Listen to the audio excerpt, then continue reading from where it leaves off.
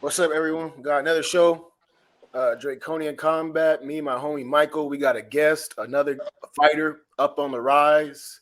Um, Now, thanks for joining us, Afro Samurai. I'm just going off the name that's on here. Yes, Uh, sir. Thank you so much, man. yeah, Thank you guys for having me. yeah, man. And we're gonna cook on all things combat sports. We're gonna talk about you, your career, your training, things like that. We're gonna talk maybe a little bit of boxing, some of this UFC stuff. I just seen a video of Conor McGregor in the club acting a fool, man. Um, so we're gonna talk about a lot of this stuff, but we could start with you. Just give us your background, your fighting background, how you got into it, and that type of stuff. Yeah, Okay. Well, what gym you're training from, everything like that. Yeah, all right. Well, first I'll say thank you guys for having me. You guys are awesome. Um, uh, my name's Adarius Diamond, and I kind of got into fighting through a friend of mine. His yeah, name's Ethan Bauckham. He had a father that passed away that was really into fighting, and his friend named Tim Lashley actually yeah. kind of like took us in, and helped us kind of grow into the MMA scene by allowing us to come to his gym and relieve some stress and steam through emotions that are going on with Ethan's father passing. And that's kind of how it all started. I had a friend named Ethan. We had some tough times, and we've lived in great poverty all our lives. And um, we had a friend named Tim who was like, "Hey man, come to the gym, and you guys can stop creating all this rustles in the streets, and you guys can be good people and good fighters if you come in here and dedicate yourself to something." Yeah. And right now I'm 25 years old. I started when I was probably around 14 when this happened. um, I had my first fight that was, people call a smoker, at 15, 16 years old. I was fighting an 18-year-old guy Yeah. in a place called Onalaska, Texas, in a pavilion outside in the winter of December. It was like 20 degrees outside, man. And I would do anything to fight. And I was telling my coach, man, I don't care. Like, we're all in covers in the car. And I was telling him, man, I don't care. Like, when they call my name, I'm gonna get out this car and I'm gonna go bang it out. And ever since then, I've been trying to slowly become someone in the Yeah. MMA scene, and it's been really hard, really rough. And yeah, I'm 25 now, training at Wendy Sports and Fitness in College Station, and I'm 3-3. I'm currently a 145-pound champion for Real Deal Championships. I had my last fight in Hot Springs, so we get this next fight we have, we'll be there again, and it'll be fun. No, and that's what's up. And before you took your first fight, did you have any fear going into it? I've Oh, of started. course, every single fight I'm scared. Okay, gotcha. Every single fight I'm scared. A lot of people, I didn't really start telling people this probably till this year. I was like telling them like, the reason I fight is because it's the ultimate way of facing my fear. Um, I'm I'm scared to go out there in a big crowd of people and put myself on blast. And Right. I feel like a lot of stigma around MMA is people are scared to do it. And I want to go and show that being scared to do something shouldn't stop you from doing something. It should drive you to do more, and it should push you, and you should use that fear. And that's kind of what I do. I'm always scared every single fight. No, thanks for your answer. I'm starting to train tomorrow. I'm 29 though, so obviously, like, Congratulations. yeah, Welcome to the man. Thunderdome. Yeah, I do it Muay Thai tomorrow, first class. I want to take a fight, but like you said, that point about fear, right? Because you like to think you know what's going to happen, but you really don't know what's going to happen in that ring, man. Nah, you Uh, don't. and one of the questions I asked some of our guests is, when was the first time you got clocked real hard and knew like this is fighting? Man, this is gonna sound crazy, but the first the first time I got hit really like and was like, oh man, this is really gonna suck. I was Yeah. literally like probably third or fourth round with, believe it or not, Jaden. He's a person who kind of woke me up and was like, when he kicked me in my face, and right after that, I immediately took him down. He kicked me, and I was like, man, he really hit me, and I'm gonna have to really push myself to win this fight. But before that, I thought it was Marcus Williamson. When I told him, if you watch our fight, I told him, like, you got me. It's because he hit me with a good right hook, and I thought it was going to go to sleep. Honestly, I thought he was going to continue to hit me, but he stopped, and I used the opportunity to kind of delay the fight and tell him, good hit, good stuff. It was probably Jaden though. Yeah, he kicked me really hard. Gotcha. And we're talking about strikes, right? Michael, did you want to shoot over a question? Yeah, I want to kind of touch up on that real quick. So I'm still here. Your next fight is in Hot Springs, correct? Yeah, my next fight will be in Hot Springs. I understand it's for the 145 kickboxing belt, correct? Yes, I'll be fighting for the 45 kickboxing title. And then you have that history with Jaden. I think he's fighting that same night too at 145 mixed martial arts, correct? Yes, definitely will be on the same card. Y'all gonna be on the same card. So there's potential lineup if y'all both win to fight each other and possibly collect 2 belts. Yeah, if everything goes right, Jaden will win. I hope he wins, honestly. I really do. I really feel like they put him against me early in his career. And even though he talks a lot, I feel like he has the potential to be a good fighter and a good opponent for me. And I only want to fight good people. Believe it or not, I only want to fight good people or people who are willing to fight. And I feel like if I win that night, I'll take home 2 belts. And he'll win that night, and he'll deserve his chance to, fight someone for the belt. And I believe it should be me. I think it should be me because of one reason only, and that's because he took the fight on short notice. The state doesn't even have my win over him. Like, we got to get some things in my dreams aligned correctly.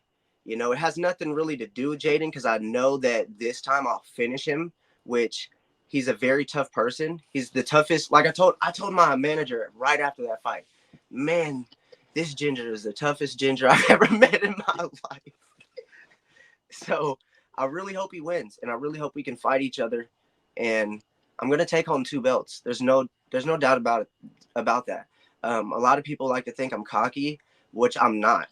And I just really want to speak things and manifest things that are great for me and my family. And that would be being a 2-time champion for the same promotion. And that's what I'm going to do. And that's what I intend to do. And but Michael, go ahead. No, I said you go. You're good. No, so it doesn't sound like it's bad blood, but it's more competitive energy. No, there's bad blood. Oh, there's bad blood? Okay. There's bad blood. We've like, sometimes I'll get bored and I wish I could just message Jaden and tell him, like, in case nobody told you today, you're fucking weak as fuck, bro. And then there's other days where I want to just message him and tell him, I hope you're doing good in the gym because this fight's going to be different. And I know it's going to be different. He's going to be way better.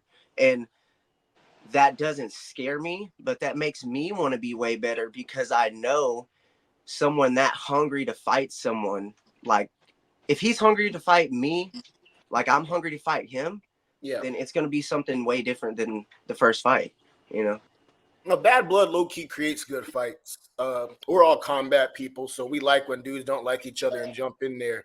And then, Michael, if you want to go ahead and shoot over another question. Well, actually, I have a question concerning the promotional body, right? I don't want you to talk down on your own promotional company, but what's it like setting up fights? Do you feel like it's tedious, or do you feel like the promotional companies are pretty quick to just say, hey, line it up and sign the paperwork? Or how do you feel about that?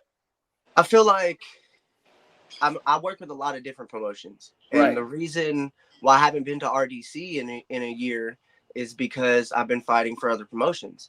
And these other promotions are somewhat, like you said, like, hey, here's this fight, let's sign it, let's get it done. And then there's other promotions like RDC that are more concerned about the fighters. Like, hey, if you're not healthy enough to take this fight, then you shouldn't take it.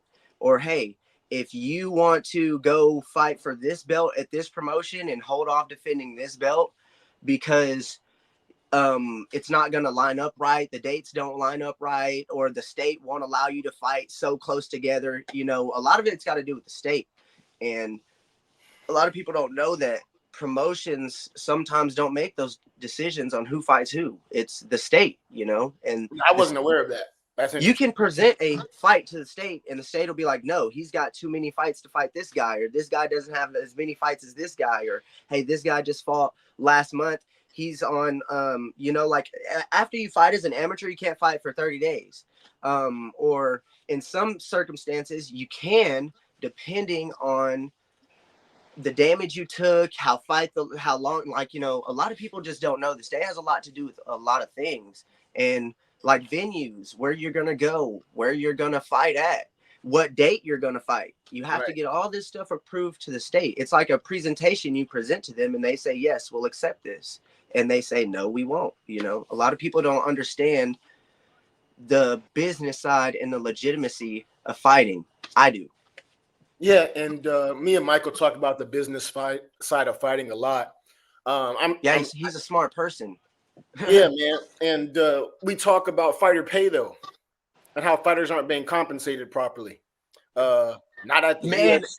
It's crazy. I'll show you a check I got right now from a promotion, and I won't show you their name, but I'll show you how much it is. Hey, let's see it. I'll show you right now. You got paid as an amateur? As an amateur. As an amateur, my travel check. Let me show you how much it was. I don't know if you can read that. I can't see it. That says $350. It looks like it says $3.50, bro. It says $3.50, my brother. Yeah. Dude. So when it comes to amateurs, don't depend on getting. Here's what I'm gonna say. Can I ask you a question? Hold on. Can I ask you a question real quick? Yeah. Was that paid towards ticket sales that you said, like a percentage of the ticket sales, or what did that pay come from? What was that for exactly? I'm gonna ask you a question. Does it matter the amount? No matter where it came from, the amount itself, would it matter? No matter where it came from. I don't think it matters, but I know amateurs usually don't get paid money unless it's a percentage. I would say it was a combination of getting there and like people buying tickets. Okay. So they basically paid for your travel expense for you to have a place to stay, and also like your ticket. Yes. Okay. Yes. Like I say, this was like, oh, you sold this many tickets, this is your percentage off of it. But here's my thing about it. You guys are calling me on a short notice fight to come save your card. And when I get there, there's complications with the room. There's complications with the travel check. There's complications with, there's just complications, right? And then this is, like I say, this was a hard day for me. This was a hard thing for me because I didn't end up fighting this fight. It was very hard for me. Like I say, I've had a very tough career, and Tapology loves to put canceled bouts on all these amateurs records. If you could get in a car wreck and your aunt die, and they're gonna put a canceled bout on your record. They have no remorse for who canceled or how it happened. That's why they don't go into detail. Yeah. No, it's real nasty the way they do fighters. They shouldn't even wrote a check if it's gonna be for $3.50, bro. My manager told me you guys couldn't have gave me $3.50 out of your wallet. like you could have told me it was that much, and I could have told you, you don't even waste that you wasted more paper. You wasted more paper than I was gonna get. It was just crazy to me. Like fighter pay as an amateur, unless you have good sponsors and good family members and a good team, that's what you're relying on, a good team and a good sponsors and good family members and good friends and people like you guys that are putting on some podcast and getting our name out there to where people are like, oh, this guy goes on podcast. What if he wears my t-shirt? And you guys create a lot of opportunities, and so do other people when they involve fighters on their businesses, and especially amateurs who legally can't get paid. I didn't know it was a legal thing. Legally, amateurs can't get paid. Probably under the table. You can cover the travel expenses, like I say, but legally, you cannot be giving no fighters no check for this or that, because you're an amateur. You decided to do this, which I've never got paid from anybody as an amateur. It's never happened. They've only paid for my travel expenses and my ticket commission. You know, I've never gotten like, hey, thanks for fighting for us. Here's a check for you. You know, that doesn't happen as an amateur in the forefront, I would say. Now, as you grow as one, maybe you might get pulled to the back and somebody be like, hey, you know, here's a little $400-500 for doing your thing tonight. But Right. it's never going to be a check traceable, or, you know, you're never going to get no check from the promotion that's going to be paying amateurs. You're going to get it all through sponsors, t-shirts, tickets. And you know, I look at like the pro fighter payouts. You have like the UFC, which is like, you know, the big leagues, and then you have these other kind of promotions which still don't pay enough to me, but then they do these tournaments like the $1 million tournament, I think, for, is it PFL? Yeah, Bellator, it's PFL. Yeah. yeah, those things, I think those are good gestures. I think that makes fighting worth fighting for. If you get $1 million at the end of a tournament, I was watching Bare Knuckle FC. I've been watching that more recently, Come on. man. And They not getting $1 million. oh, they not. They not. They not. Hey, it's entertaining though. Dude, I was looking at the pay cut for the paycheck for the, I guess, like the lowest person on the card. It was $500, bro. She got her ass whipped first round, and they sent her $500. I was like, dude, what's the point, man? You get, and then you got like Mike Perry, who I think is the face of Bare Knuckle. I think his check is like 600,000, which is what like the top UFC guys get, I think, before the pay-per-view points. But Yeah. Do you think we're gonna ever see improvement in fighter pay, pros and amateurs, or how long do you think we're from that, or if it's gonna happen? I think amateurs will never get paid because it's been like this for so long, and it saves promotions so much money. Because imagine you have an amateur card, right, with 15 fights. 3 of them are pro fights. The rest are amateur fights. Imagine if you had to pay every single one of those amateurs what you're paying the pros. You know, you're say your pros are under contract 500. Not every single one of you're only having to pay what 2, 4, 6. So there's 6 people that have to get paid that night, but there's 15 fights. Remind you, there's 15 fights. So, you know, 6 people are gonna make money. 3 of them are gonna make $500. The other 3 are gonna make 1,000. So you're not really coming off that much money in compared to ticket sales. And because what a lot of people don't know is fighters that are coming from different places aren't selling any tickets. We're not selling any tickets. Nope. I'm telling you right now, my family is not driving to Arkansas to watch me fight. They are not driving. You can ask Michael last time. Nope. Who was there? My wife, my kid, and my manager. I didn't have my team there. I didn't have my family. My own team was someone else's team that night.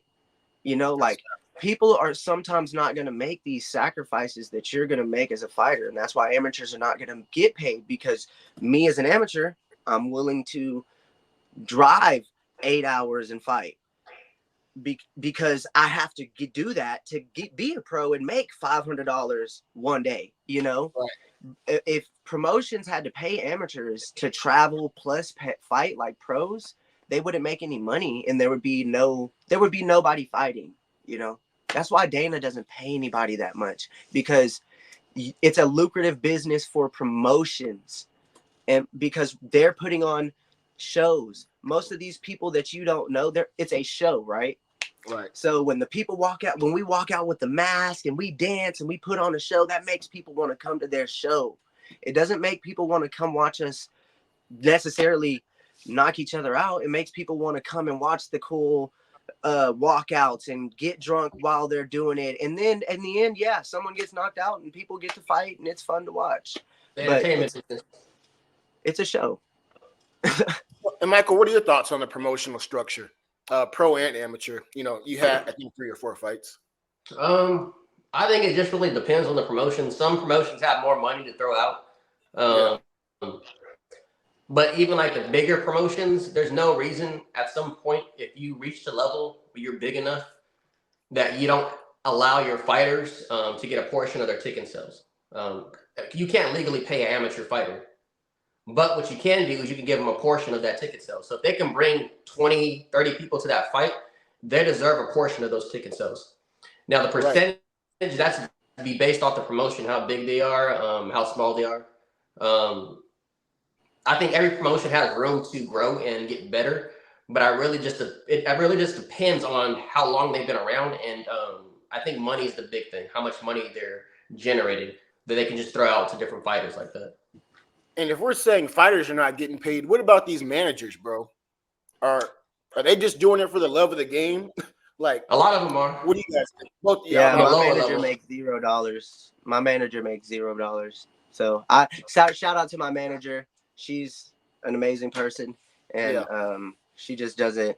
She's like you said. They're in it for the fun, and they, like I say, any manager that has an amateur, they're praying they make UFC status. You know, they're not necessarily guaranteeing that they will. It's like an investment. You know, you throw your money in there, you're not guaranteed that business will stay open for X amount of years or provide you any profit, but you're going to try anyway. You know, that's kind of how it is with managers and amateurs. Gotcha. And I was going to say, to your point, I think it's for the love of the game. Like, you know, a lot of these UFC fighters, they come out because you have the managers and then you have your team. And so they might, you know, you guys maybe know better than me, maybe get 10% or something. I think Bobby Green did an interview where he said like his manager he gets like a 10% cut.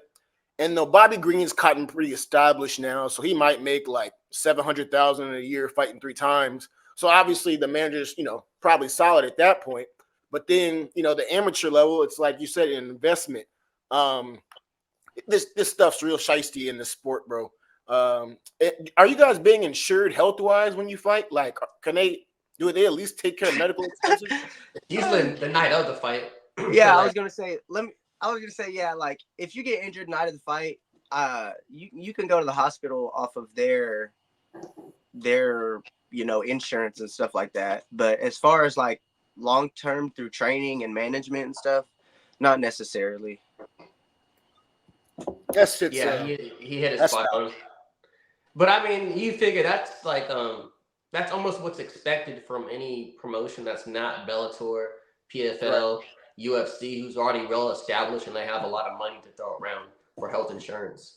Health insurance is expensive. I mean, it is even for just the average person. So imagine a fighting company where damage is definitely going to happen. Yeah, it's wicked, and I think we have like another segment where we just kind of talk about some general stuff, right? And so me and Michael been texting back and forth for the last couple of weeks about this Kendrick Drake stuff. What are your thoughts on that? Man, I think it's all a ploy. I think it's all a ploy. I think they're texting each other like, "Hey, bro, I'm finna drop the disc, bro." I've seen people say that, man. I think it's this is why, because you know, like here's the thing about it. I think they produced a lot of weird music, and now that the top rappers have produced this weird music and this beef that's accepting, now it's going to be something that's accepted, you know. And what better way to get things that are accepting by other people to getting the biggest people to do it? And I don't. Let me tell you something. I don't watch TVs. I don't watch movies. I watch things I learn from. So like National Geographic. Like I'm a farmer all day. I farm for a living. Yeah. I don't watch movies. Me and my girl don't go to the movies. She asks me all the time, "Oh, I want to go watch this in the movies." Yeah, you and the son can go. I don't go watch movies, and I'm not entertained by what's televised by people. I'm entertained by what people do around me. No, so I hear you. I think that Drake and Kendrick know what they're doing, you know. But I also think that it was funny. I also think it's funny because when you got people, I don't know, it's just all like it's all like funny, gimmicky kind of like funny to me. No, I hear you, and I'm a conspiracy theorist. Now the song Not Like Us go hard. The song Not Like Us go hard. I'm not gonna lie. Yeah, me and Michael been talking about it. I think the beef was real just because of the stuff they said, but I also think, to your point, that they're kind of buying into their status and knowing that, you know, people are going to egg it on and talk about it. I was entertained by it. You know, I had Kendrick. I think Michael had Kendrick in the beef. Michael had Kendrick? He looked like a Drake fan. Nah, Kendrick look like a Drake fan? bro, I'm far. I'm Hey, just ask playing, bro. Harrison. I'm Ask just Harrison. I'm just playing. I was a Kendrick fan in 2009, and nobody even knew who he was. I'm Ask not gonna lie, Harrison. I'm a Drake fan. I'm a Drake fan, but I feel like Kendrick still won the beef mainly because, like I This say, one sound look like a Drake fan. no, Yeah, I'm just playing. Michael's funny, the bro. biggest That's Kendrick fan. Yeah, I just wanted to bring that up just as a side segment, man. And I want to talk about an interesting situation. Me and Michael were talking about this too concerning boxing, right? And this Ryan Garcia situation. So he said Ostarine, or he's acting like he didn't do it. I don't buy none of that BS, bro. I don't buy none of it. What are your thoughts? I feel like he juiced it. I feel like he juiced. I mean, you bet. Why? How come you haven't bet 10 mil on yourself any other fight? Good point. He made the bet. He said he's coming in overweight. What are your thoughts, Michael? You can answer this too. On fighters purposely coming in overweight for an advantage, not even steroid stuff, just people respecting weight limits. I was gonna say, like, I understand if a fighter misses weight by a couple pounds because you're trying to cut and you couldn't make it. Coming in like 6 pounds overweight is egregious, bro. That's Ryan crazy. 6 pounds, but what are you guys' thoughts on fighters respecting weight limits? What do you think? What do you think, Michael? I'm gonna let you go first. Yeah, I think okay. So I'm still here, but I'm all for it. If they don't make weight, then well, this is what I think. If they're 2 pounds away and they don't make weight, I'm not for okay, we can still fight. Nah, you take an hour, 2 hours to cut the last of that weight and suffer just like I suffered. Because you need to go through exactly what I went through to make weight. That's true. On the other side, if you're coming in 7 pounds or 8 pounds overweight, you don't even deserve to fight me. That's a whole weight class. So maybe I go about it different, and maybe I'm not being a man about it. But that's what they say, man. There's some type of way we can fight outside the ring, but nah, you're not going to compete against me a whole weight class up and get that advantage. Yeah, you're basically coming in a weight class up, and then you're rehydrating more weight classes up. So, like I say, I'm glad everybody respects weight limits, because I'm gonna tell y'all something. I felt the way how people say, oh, you're not a man if you don't take the fight, whatever. Because when I fought for my belt, Jaden didn't make weight, but I respected him not making weight because he took the fight on short notice. That like, to me, I think it's all circumstantial. Yeah, that's a good point. The context. Yes, it's circumstantial. Like, if this guy had 6 weeks to make the weight, you got to make the weight.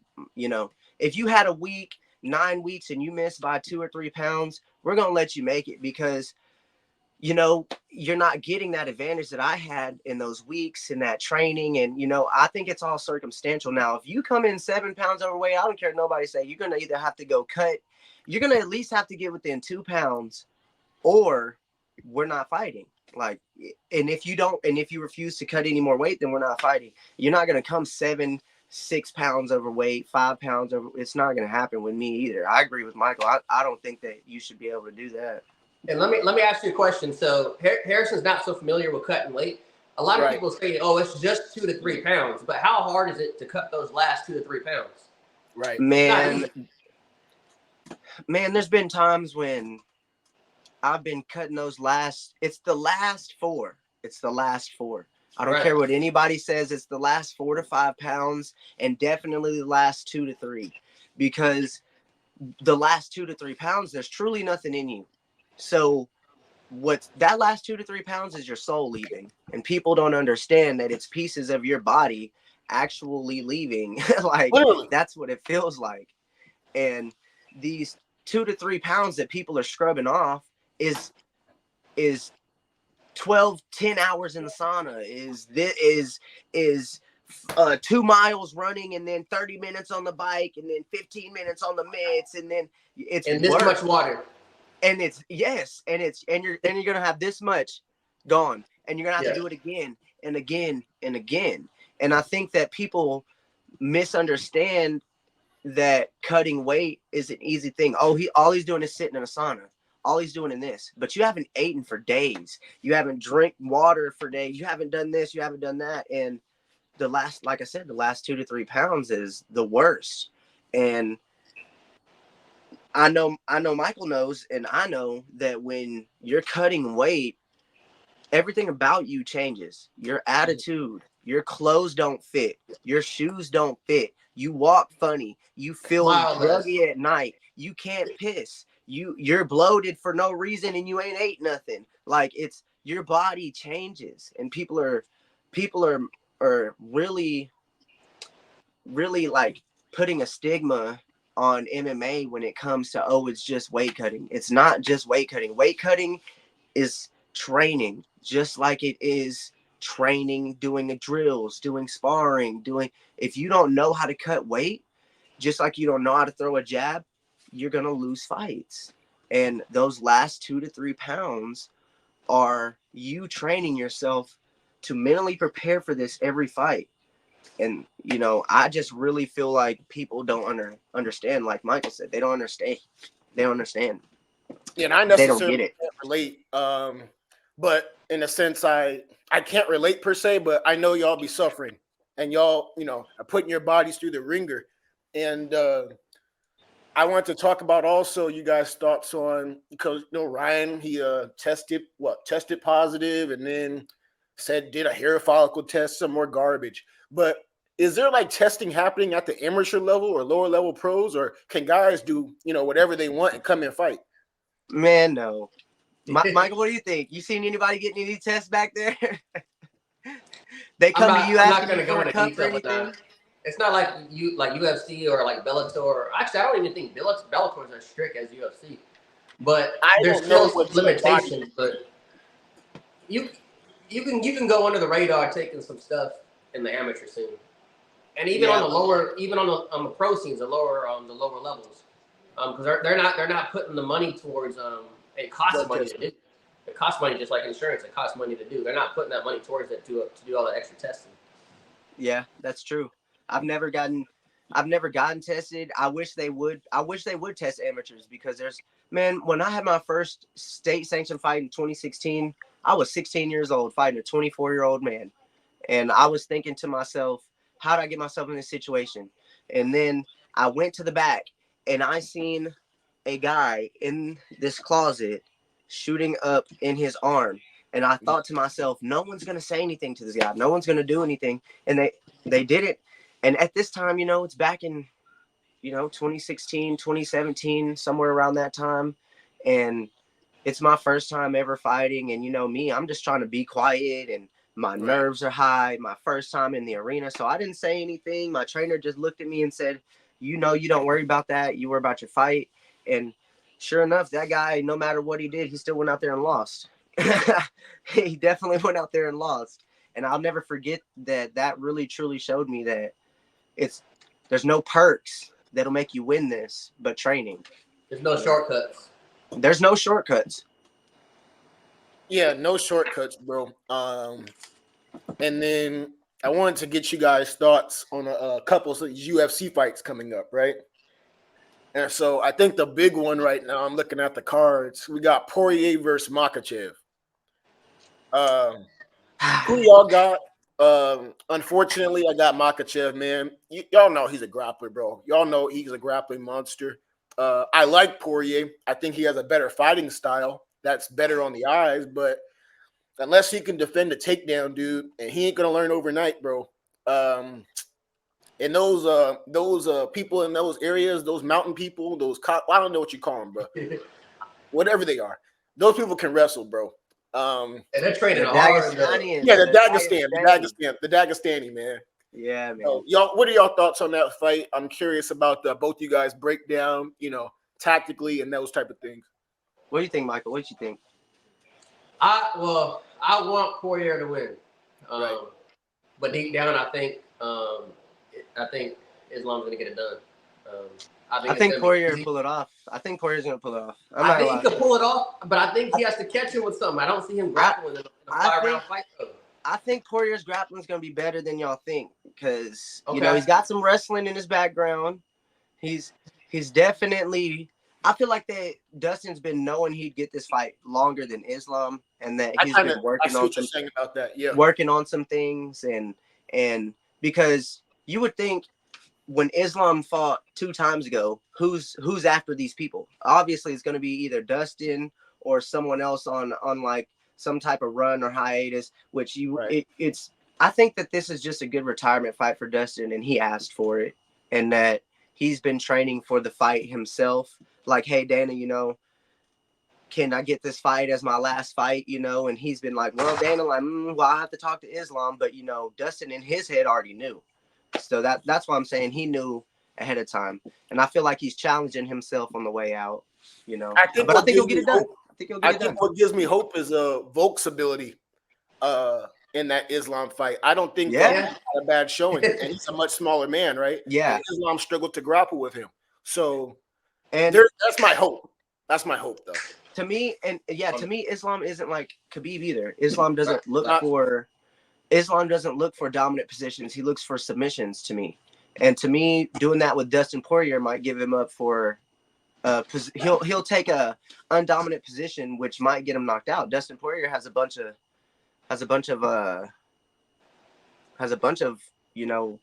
ground and pound power that could really put him out, I feel like. Yeah, this dog over there is huge. Yeah, Michael Bullies. Shout out to Michael the Bullies. Yeah, man. Do you sell bullies or like? Or is that your thing? Michael, you want to elaborate, bro? Do you sell bullies? We do. We breed bullies. You sell bullies for real? Yo, Yeah, that's crazy. That's awesome. That is awesome. She you have wants to get attention right now because I'm on camera, so she's trying to distract me to get attention. Yeah, I like bullies. They're nice. They're nice dogs. Thank you. My wife likes bullies. Cool. Yeah, Michael, we're supposed to work out a bully deal when I get my bird up. But we got another big fight coming up, kind of a bit later. But Khamzat Chimaev versus Robert Whitaker, right? Come on, now. I think Khamzat's kind of been exposed lately, bro. I'm still high on him, but his gas tank, man. It's just always against Usman, against Gilbert Burns. If he don't get you out of there quick, he don't look like the same dude. But those first 5 minutes are going to be hell with Khamzat. I mean, what are y'all thoughts on that? I think Robert Whitaker I'm going with all the OGs, man. I think Robert Whitaker's gonna get it done, man. I'm going with all the OGs because, like I say, when people get these hype behind them and stuff, everybody's going for the people. I like the underdog. I love being the underdog. So I think Robert Whitaker will get it done. Maybe in the decision. I don't know if he'll finish him, but maybe in the decision. I don't know if he'll finish him, but he'll probably get a decision. What you think about that fight, Michael? I think Whitaker has it only because we've seen Khamzat struggle against Gilbert Burns at welterweight. Then we've seen him fight Usman, who moved up on short notice to middleweight, and he looked very dominant in that first round. But if that was a 5-round fight, that could have been a different result. So I'm looking at the Whitaker fight the same way. So he's probably going to be dominant in the first 2 rounds, but someone that's a veteran like Robert Whitaker, 3, 4, 5 rounds, that might be a totally different fight. And I think it's going to be Khamzat's most difficult fight. And what are y'all thoughts? I'm not sure if you had a 5-round fight, Michael, but I'm curious about both y'all thoughts on training for 3 rounds versus 5 rounds, the different approach you take to training camp. Or, Michael, and even you sharing your approach to a 3-round fight. But I'm curious about both of you guys' thoughts on that. We in our gym, we don't train for 3-round fights. So Interesting. We don't. There's a rule in our gym. There is no number 3. So there's no 3 minutes on the clock. There's no 3 rounds at the gym. It's 5 5s, 5s, 5s, 5s, 25s, 20s. There's no number 3. So at our gym, we're not training for 3s. We're training for 5s because that's the ultimate goal, isn't it? Right. Fight 5s. So. Do you all either believe in overtraining, or do you guys think that's not a thing? That's definitely a thing. Okay. To me. What do you think, Michael?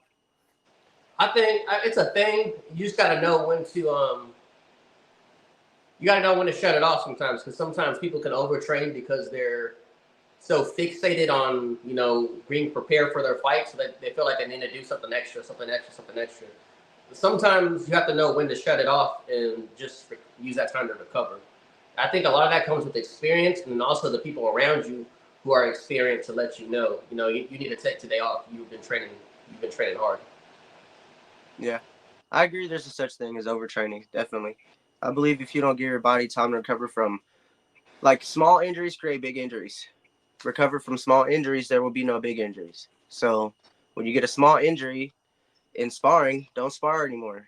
Do drilling. When you get an injury in drilling, don't drill anymore. Do movement, strength and conditioning. There's other ways to, or go home and study. Go home and watch fights. Go home and watch analysts who break down fights. Go home and watch fighting in slow motion. There's a lot of different ways to win fights. Like me, I like to disregard technique to get fights to win. I don't believe technique wins fights. I believe the decisions you make during the fights win you fights. That's interesting philosophy. And when you say that, are you saying that it's not so much about how you do something, but sometimes you got to throw technique out the window and just go with the flow? Well, what I'm saying is there's a lot of technical fighters, and a lot of trainers push for fighters to be technical. Right. Versus at our gym, we push fighters to win fights. We don't. Okay, so like, we're going to teach you the technique, right? Once you get to a certain level, you become, Michael knows what I'm talking about. Every fighter's different.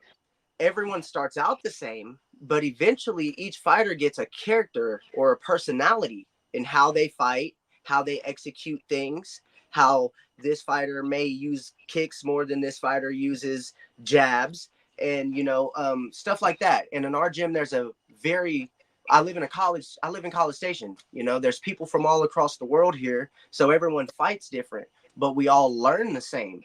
You see? Would you say you guys kind of cultivate an unorthodox style, or is it not so unorthodox? It's just how you guys develop. I don't know if that's maybe I phrase. No, I understand what you're saying. Yeah. I understand. I think that our gym teaches technique to a point to where they adapt to who you are. Okay. So, like, say a Trevor Goodman would be a good way to explain Bobby Powers. He knows how Kendall Lewis operates. He knows how I operate. He knows that on these days I'm going to work here. And then, it's just, I feel like when you, this is all I'm going to say. I'm going to bring it into a broad, just one little broad spectrum. When you are going into a fight and you are training, you are thinking of all these things that can happen, or all these things that you can do, and all the things the other person can do. When you get in this fight, none of those things will happen. Mm-hmm. What's going to happen is a cause and an effect. He's going to jab you. You're going to do something. You're going to jab him. He's going to do something. It is the decisions you make when he jabs you or you jab him that wins you the fights. You could have prepared the best. You could have trained the hardest. You could have eaten the rightest. But when you get in there and you choose to let your mind win instead of playing the game of fighting, then you lose. Everything could have went right during training, but if you make the wrong decision in the fight, you're going to lose. So my philosophy is, if you make nothing but the right decisions after being struck or striking someone, then you can always win the fight. And my goal is not to win the fight. My goal is to win the round. To me, every round is one fight, because that's how it's scored, kind of, if you think about it. They don't score it like a whole fight. They don't score it like it's all one big fight. They kind of score it round by round. So in my head, I put it into those theses where, hey, in the beginning of round one, I'm going to establish who I am and try to win round one. If I win round one, I've won round one. That's 1 to me, 0 for him. So then I go into round two thinking, okay, clean slate. Now we're 0-0. So it's round two. If I win again, then in round two, I'm 1, he's 0. So then in my head, I think, well, I can do nothing but win this fight now in round 3 because I've already run the first 2 rounds. So I can either choose to take a break or establish myself with more dominance and dominate and win the fight, or take the chances on losing, No, I That's how I think think. coaches don't do a good enough job of teaching fighters how to, in a sense, steal rounds. Hey, close the round out with the takedown so you can secure it. Because I guess what I'm getting at is optics. Hmm. Optics are important. Sometimes they give the guy who's getting positional control and grappling control, but not really doing damage, and they're giving that guy the points though. Yes. There's a fight. I'm not sure if you saw it. It was like a Bellator fight. Me and Michael saw it. It was AJ McKee, right? And he was on the ground like damn near the whole fight, bro. But he was doing so much damage from the ground. The judges got it right. They were able to see it correctly. But you can't always count on these dumbass judges, man. They're bad. Yeah, And, that's true. Have you had a decision that you think went the wrong way in your career, or do you think things have been right? No, I won't ever blame the judges. I won't blame the judges because I don't feel like it's their responsibility, because we, just like you said, we know the judges ain't shit no more. Right. You know, and that's no disrespect to any judge out there, but you guys need to do a better job. Maybe become a fighter, or maybe just we need more fighters to be judges, because that Agreed. would help. That would help the community. And I know Michael knows that he's been in some fights where he's felt like maybe the ref was maybe too close up on him, or the judges were a little harsh on some of, say you're in the back, you're getting your hands wrapped. You know what I'm talking about, Michael? You're watching some fights and you feel like, man, the ref kind of stopped that early. Or you feel like, man, the judges kind of scored that one kind of, ooh. So then you're in the back and you're thinking, man, what if I go out there and they judge my fight like that, you know? So I feel like it all affects everything. Michael, did you want to cook on that? No, I think he's right. The biggest thing I would say, like, you can never count on the refing either, because there's some refs that will stop a fight real fast, and then there's some refs it'd be like, I'm whooping his ass. Why haven't you stopped this yet? But the dude pulls through and he keeps fighting. So things can go a different way, because with that same ref that didn't stop that fight, he gave an opportunity for that fighter to come back in later rounds and show himself that he can still be in there. True. So it goes both ways too. True. But like you said, you can't count on the refs. You can't count on the judges. You just got to go out there and fight. Yeah. To me, I say if you go to the judges, whatever the decision is, to me, I feel like anytime amateurs go to the judges, it should be a draw, because both of them won that night. Like, they both fought their hardest, stuff like that. Like I said, there's always things I wish they would be kinder about, but they're not. So you got to go out there and try to win, and you can't rely on judges and can't rely on your teammates, can't rely on anybody. It's just you and whoever. I think MMA can be unforgiving. Combat sports in general. Every time I'm watching a boxing fight, it's all janky, man. It's dirty, bro. People getting their money under the table, though. That's how they move, especially these sanctioning bodies, man. It's real criminal. You could bet on boxing. That's crazy to me. Dude, that's as fixed as the WWE sometimes, these fights, man. And bro, I see fighters take dives too, man. I've seen it with my own eyes. Like, I just know. Yeah, I definitely think Woodley took a dive with Jake Paul. I don't care what nobody says. That's a dive, bro. That could have been a dive. That's a dive. Man, I've seen some other criminal dives, man. Hey, now that we're on the topic, who do you got, Tyson or Jake Paul? Man, Tyson took that money under the table, bro. Whatever, man. Yeah, I think Jake Paul's gonna win. Tyson's gonna sleep him. If he does, it's gonna be fixed, because I don't believe. I mean, Jake Paul's actually not bad fighter. I'm not even trying to disrespect Tyson like that. But. I'm not gonna lie, Jake Paul to me is a good boxer. I feel like he maybe got in, like, he got like a shoe in the door for being as famous, you know? Right, and I feel like that's why people really don't like him. I feel like it's really, he hasn't had to put in no amateur fights, and like, people don't like he didn't have to grind. I feel like that's really what it is. I feel like he really is trying his hardest to fight. I do feel like he maybe paid the first 2-3 people he fought to fall, you know.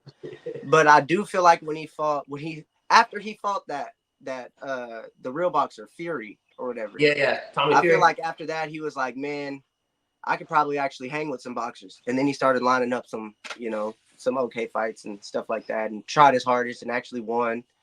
And I don't think Tyson would take a fixed fight, but I do think Jake Paul will win. Dude, what do y'all think about?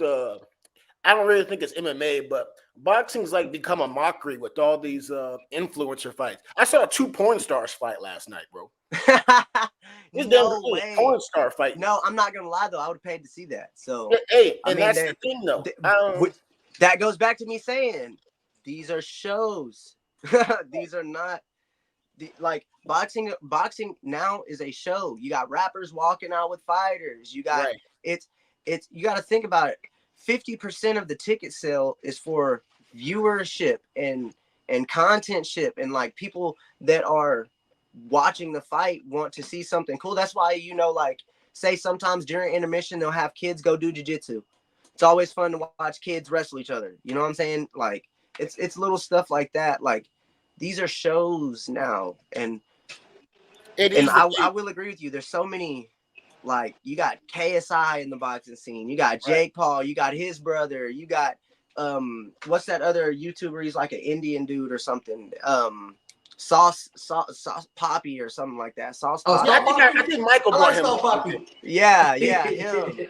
You got all these people fighting and in the boxing scene, and it's like, and then you got Blueface. You got rappers in the boxing scene. So no, they made a mockery. Never come over to MMA. MMA would never allow that. MMA not on that type of time. I feel like you can't play combat sports, but you could play boxing more than you could play MMA. Yeah, you can. That's true. CM Punk is a prime example. I mean, CM Punk's prime example. You could play WWE, but you can't play UFC. It's a prime example. Yeah, man. It is what it is. I can't do nothing about it. The way I protest is I don't watch those gimmick fights, man. I'm not watching Jake Paul, Mike Tyson. Y'all let me know when the highlights jump on Twitter. I'll watch the highlights. If I watch the fight, I'm not gonna lie. I'm gonna illegally stream it. So, yeah, I was gonna say that. I was about to say I'll just illegally stream it. I might have the illegal stream up on everything. Man, I'm talking about. I can't plug in stream links on this show because I got to go to the stream. I can't. Yeah, I'm not gonna say where I watch them. I'm not gonna say it, but I promise you, dude. Michael knows, man. Stream up. Michael knows. He be, we talk, Michael. You already know how it goes. I think I bug you every fight for the link UFC card, bro. And it's always the same. It's always the same. Or the same link. Dude, look, you need to save the link. You need to bookmark the link, man. Come on, man. Bro, they showed LeBron James at a basketball game, and dude. He was on the illegal stream at the basketball game. Right. I seen that. That is crazy to me. You wanna know why? Because you rich, bro. Come on now. Dude, I saw that video, and then seeing the link he used, and I recognized the website. I was like, "This dude's a character, bro. LeBron James, real character." I mean, if you think about it, though, there's just some stuff you're not willing to pay for, man. You know, it's just some stuff I'm not willing to pay for. I'll never pay for a Jake Paul fight ever. Never. I won't go see one. I won't. If I win free tickets, I'm giving them away. I would too. It won't be me. No, man, we're not going for that. Some of these UFC cards they want us to pay. I don't remember the last time I paid for a UFC card. I'm not even gonna lie to you. I paid for more boxing. Man, cards. I went to Buffalo Wild Wings and watched one like 2 years ago. That's about it. And then I be illegally streaming, and I got it. I can't be paying them no money. No, man, not especially for no $70, because that's what they like to do, bro. Michael, you pay $70, don't you? Michael pays $70 every time. Yeah. Nah, not every time. Depends on the fight. Hey, you gotta realize where I live too. I live in the woods, so them these things do not be coming in. It's like Look, you just snitched on us. You said what? You just snitched on us. Dang. I said Stream West, I think. Dude, no, you didn't, bro. Whatever. I said Stream West. That's funny, man. But they look like PlayStation 1 characters. They look like PlayStation 1 characters. That's how bad a connection is where I live.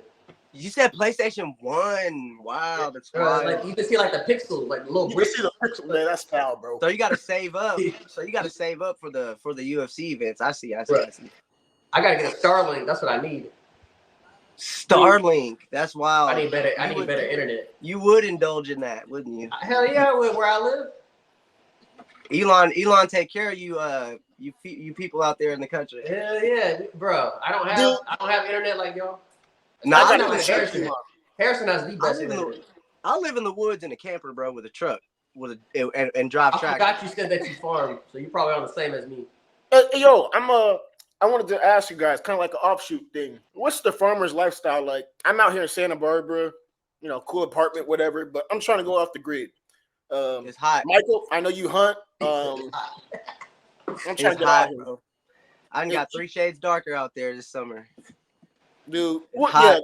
if y'all can keep cooking, I'm here, but I'm listening. I'm just got my camera off real quick. But if y'all can go in on that.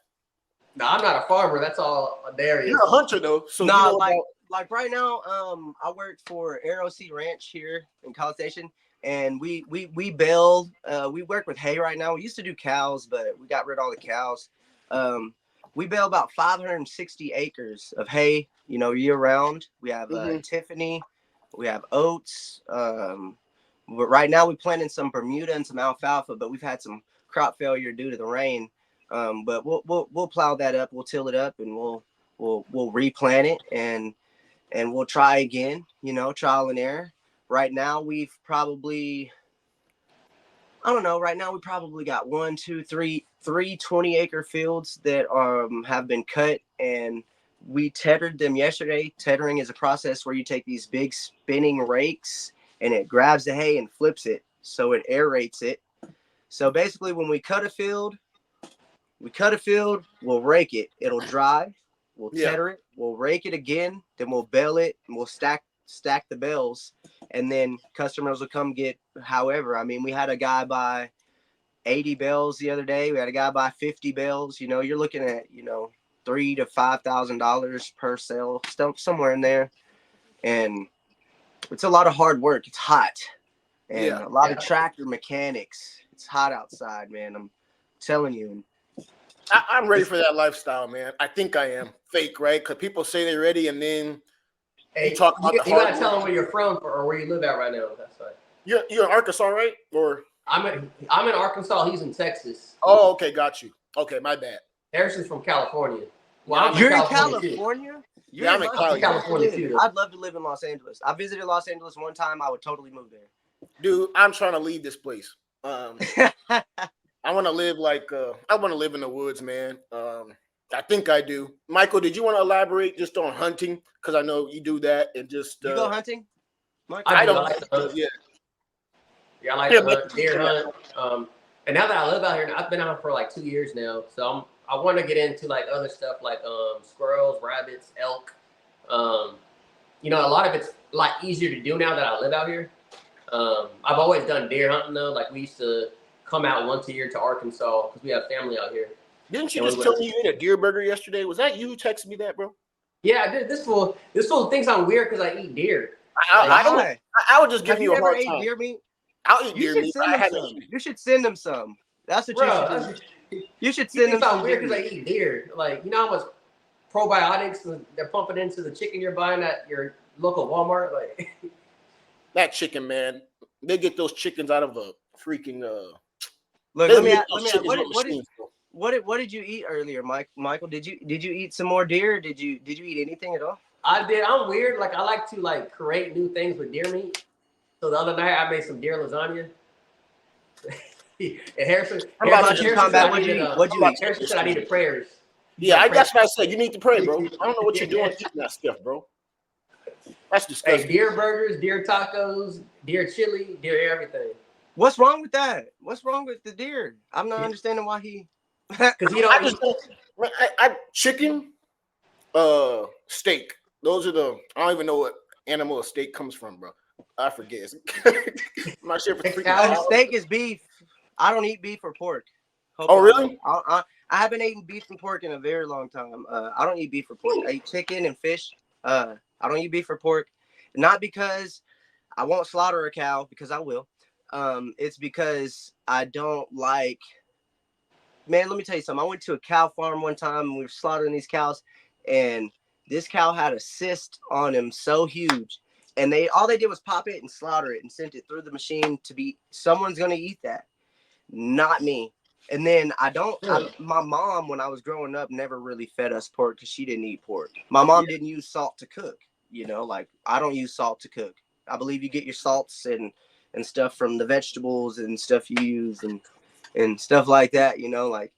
I don't really eat too much meaty things. Yeah. It's not because I don't like it or it doesn't taste good. It's because I don't want to. You know, I've seen how it's processed, and that has a lot to do with why it bothers me. Like I said, I'll go catch a fish, fillet it, eat it. That's what I love to do. You know, I don't really like to go and spend, $18 on 2 steaks. That's crazy. That is crazy. You spoke about processing. I think when I was in high school, about to go to college, Michael got me this job at McDonald's. Once I saw what they be doing back there, because I was working the grill, I seen people pick up chicken nuggets off the floor, throw it back. I said, "Oh hell no! I haven't eaten at McDonald's in years, bro. I'm not going to McDonald's. Really? I never go to that place in my life again." Michael, you don't eat McDonald's either? You don't eat fast food? I eat fast food. I ain't gonna lie. Harrison eats fast food. He's lying. Yeah, I do eat fast food. I said I'm not Harrison's McDonald's. bougie though. He's gonna eat the Chipotle. higher up ones. Oh, okay. So you mean like Chick-fil-A? Yeah. Zaxby's, Even though it's the same Cane's. thing. Okay. So It's the same thing, but my mind ain't. I love Chick-fil-A. They're like it's like my second brother or something, bro. But McDonald's, bro, everything about them people, man. Not Burger King, not McDonald's. I'll go to Wendy's. It's the same thing, man. I like Chipotle because you could see the food, like I see it. So you like Chipotle because you can visually see the food. You could visually even though they cooked it in the back. Dude, and they say McDonald's and Chipotle actually have like the same distributor, and I will never believe that. I will never believe that. Why not? They're all ran like by this like they're all of our foods ran by one major company, 2 or 3 major companies. It's nothing really new to me. I mean, I would definitely believe McDonald's and Chipotle have the same food distributor. I believe it. 100%. I wouldn't be surprised, man. The Illuminati running restaurants, man. The Illuminati running restaurants, bro. Michael looks like he just went outside and hunted 3 deer, and yeah, that's good for his month, you know. Hey man, I love deer meat, and the thing like you were talking about, like the cow, I have the cyst on it. Well, there's no way that I'm gonna kill a deer, and if it looks funny looking, I'm gonna eat it. So that's the difference. Yeah, that's true though. The freshness of you get some deer with some worms in it. That you don't want to eat. You don't want to eat that deer, you know. Yeah. Michael, when you do the hunting, do y'all like, I don't know what you call it, like, and do the incisions and get the skin off and? You mean skin it and gut it? Yeah, man. Yeah. What's all that about, man? Yeah, I do that. I don't mind doing it. You don't feel like you can do it though. I'm gonna have to get you out here during deer season one year and give you the full experience. I'm ready, man. You don't feel like you could process a deer?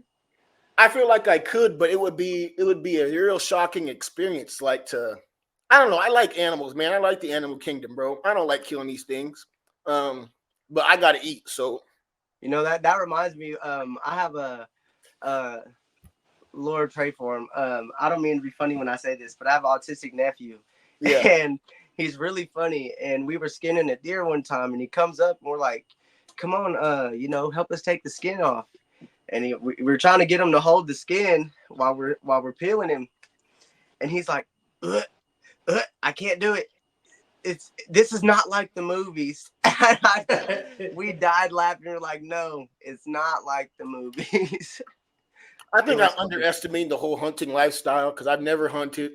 I just go to Walmart, or actually, I don't even go to Walmart. My dad told me I can only shop from Smart and Final. He said you can't go to Sprouts. He said that food's too expensive. He said go to Smart and Final. So that's what I can do now, man. So that's where I get my food, bro. But yeah, man. Michael, did you want to elaborate that on more though? Hunting. More about that subject?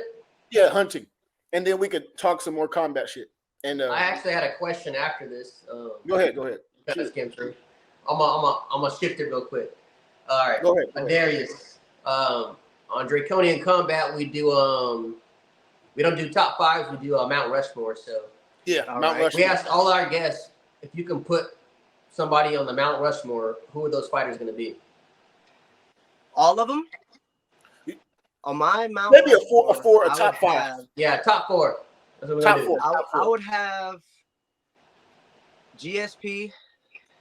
Okay. I would have Zabit. Do you guys know Zabit? That's an interesting choice. I would have Zabit. I would have Kevin Holland. Damn. I would, That's a and curveball. then for my very last, like my major one, John Jones for sure. Okay. All right. That's Okay. a crazy list, bro. Hey, he got John Jones and GSP on there though. Hey, At but least you got those Zabit, notes. I don't. Kevin Holland, I don't know. I love Kevin The Holland. reason why, because Kevin Holland has such a good mental, good in-fight mental verbalism of how he can mentally get in his opponent's head during the fight. And that's something that I don't think I've ever seen done by any other fighter the way he does it. He does it in a classy way, not in a disrespectful way, and he does it in a forceful way, which can, to me, if someone was talking to me like that in a fight, it would definitely throw me off. You know, That's interesting because Bobby Green's he's a trash talker. Yes, but to me, Bobby Green trash talks more fluently through action. To me, Kevin Holland can be getting beat up and still have influencing words of wisdom.